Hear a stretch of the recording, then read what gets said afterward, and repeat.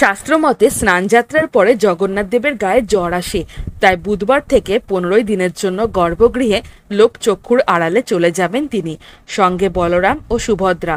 রথযাত্রার ঠিক আগের দিন অর্থাৎ আগামী 26শে জুন পুনরায় গর্ভগৃহে জগন্নাথকে দেখতে পাবেন ভক্ত এবং দর্শনার্থীরা। ওই সময় দীঘা বেড়াতে গেলে জগন্নাথ মন্দিরে ঢোকা যাবে কিনা তা নিয়ে সংশয় ভক্তকুল।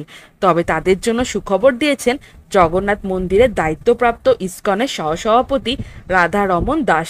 তিনি বলেন, জগন্নাথ দেব অন্তরালে থাকলেও মন্দিরে প্রবেশের ক্ষেত্রে কোনো নিষেধাজ্ঞা থাকছে না। প্রতিদিন সকাল 6টা থেকে দুপুর 1টা এবং বিকেল 3টে থেকে রাত্রি 8টা পর্যন্ত দর্শনার্থীদের জন্য দীঘার জগন্নাথ মন্দিরের দরজা উন্মুক্ত থাকবে। তিনি আরও বলেন, জগন্নাথ দেবের গর্ভগৃহে কেউ প্রবেশ করতে না পারলেও ভক্তরা মন্দিরে গিয়ে রাধা মাধবের দর্শন পাবেন, সেই সঙ্গে মন্দিরের ভিতরে সৌন্দর্য উপভোগ করতে পারবেন। শুধু তাই নয়, ওই সময় মন্দিরের 6 নম্বর গেটের সামনে থেকে মহাপ্রসাদ, প্যারা ও খাজা পাবেন ভক্তরা। দীঘায় রথযাত্রা অনুষ্ঠানের সুষ্ঠু আয়োজন এবং পরিচালনার জন্য বৃহস্পতিবার মানে আজকে নবান্নে প্রস্তুতি বৈঠক করার কথা ছিল মুখ্যমন্ত্রী মমতা বন্দ্যোপাধ্যায়। ইতিমধ্যেই সেই বৈঠক সম্পন্ন হয়েছে।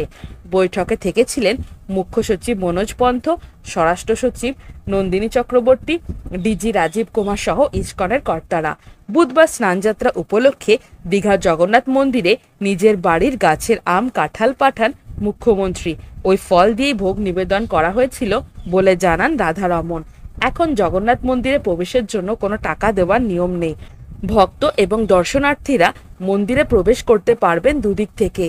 মূল ফটক থেকে যেমন ভিতরে ঢোকা যাবে, তেমনই পেছনের দিকে 6 নম্বর গেট দিয়েও মন্দিরে প্রবেশের যাওয়া সম্ভব।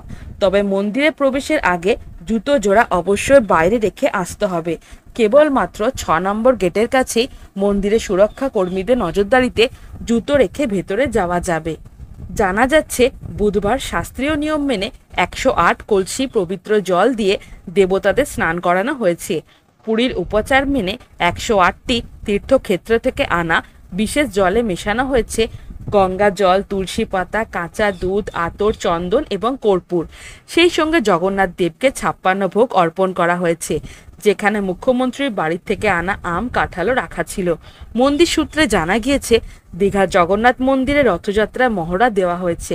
বিশাল পুলিশি পহরায় 7 নম্বর গেট দিয়ে রথ বার করে প্রায় 500 মিটার পথ অতিক্রম করা হয়। আসন্ন রথযাত্রার দিন যাতে কোনো রকম সমস্যা না হয়, তাই পরখ করে দেখে নেওয়া হয়েছে এই দিন। হ্যালো ফ্রেন্ডস, আমি জয়িতা। আপনারা দেখছেন বুক অফ নলেজ চ্যানেল। আপনি কি খাদ্যরসিক বা ভ্রমণ প্রেমী? তাহলে নিচে দেওয়া ডেসক্রিপশন বক্সের লিঙ্কে ক্লিক করুন আর রহস্য, এডুকেশন, অ্যাডভেঞ্চার রিলেটেড ভিডিও পেতে আমার চ্যানেলটিকে সাবস্ক্রাইব করুন। ভালো লাগলে অবশ্যই লাইক, কমেন্ট আর বন্ধুদের সাথে শেয়ার করুন। তো বন্ধুরা, আজকে আমার টপিক ভালো লেগে থাকলে চ্যানেলটিকে like, comment, share and subscribe করতে ভুলো না।